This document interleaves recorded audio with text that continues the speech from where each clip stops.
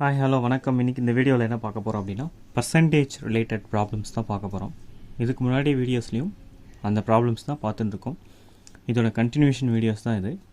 பர்சன்டேஜில் ஆல்ரெடி இதுக்கு முன்னாடி பார்த்த வீடியோஸில் பேசிக், அதாவது பர்சன்டேஜ்னால் என்ன, எப்படி பர்சன்டேஜ் வந்து கேல்குலேட் பண்ணோம், நார்மல் பர்சன்டேஜை எப்படி ஃப்ராக்ஷனாக கால்குலேட் பண்ணோம், ஃப்ராக்ஷனை எப்படி நார்மல் பர்சன்டேஜாக கால்குலேட் பண்ணோம், அண்ட் ஆல்சோ சில பர்சன்டேஜ் வேல்யூஸ் கொடுத்துருந்தாங்கன்னா அது எப்படி ஃபைண்ட் அவுட் பண்ணணும்னு பார்த்துருந்தோம்.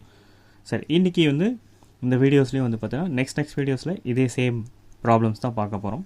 சரி, இன்றைக்கி என்ன கொடுத்துருக்காங்க அப்படின்னா ஃபைன் 25% ஆஃப் 500. ஓகே, அதாவது 500ஓட 25% எவ்வளோ அப்படின்னு கேட்குறாங்க. ஸோ அது பேசிக் கொஷின் தான். சரி, இப்போ இதுக்கு 2-3 மெத்தட் நம்ம ஃபாலோ பண்ணலாம்.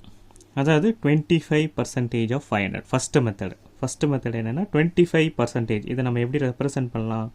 25 divided by 100. 25% of multiplication of 500. Okay, 25% of 500. So இதை கேன்சல் பண்ணும்போது 25 into 5 வந்து 125. ஸோ இது வந்து ஆன்சர் இருக்கும். சரி, next method number 2. Method number 2ல் என்ன பண்ணலாம் அப்படின்னா 500ஓட 25% கேட்குறாங்க. கரெக்டாக 500ஓட 25%. அப்போ அந்த 500 அப்படின்றது என்ன, எவ்வளோ பர்சன்டேஜாக இருக்கணும்? ஃபுல் வேல்யூ, தட் இஸ் 100% இருக்கணும்.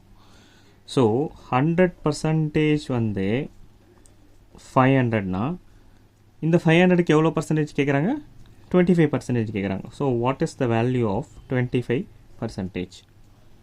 ஓகே, ஸோ இப்படி எழுதிட்டிங்கன்னா பர்சன்டேஜ் கேல்குலேட் பண்ணும்போது ஈஸியாக இருக்கும். ஏன்னா சம்டைம்ஸ் வந்து நம்ம பர்சன்டேஜ் கேல்குலேட் பண்ணும்போது இந்த 100 அப்படின்ற வேல்யூ டினாமினேட்டரில் வரும் அண்ட் சம்டைம்ஸ் வந்து நியூமரேட்டரில் வரும். ஸோ இந்த கன்ஃபியூஷன் நம்ம அவாய்ட் பண்ணிக்கிறதுக்கு நம்ம என்ன பண்ணலாம் அப்படின்னா இந்த மாதிரி எழுதிட்டா ஈஸியாக நம்ம வந்து சால்வ் பண்ணிடலாம்.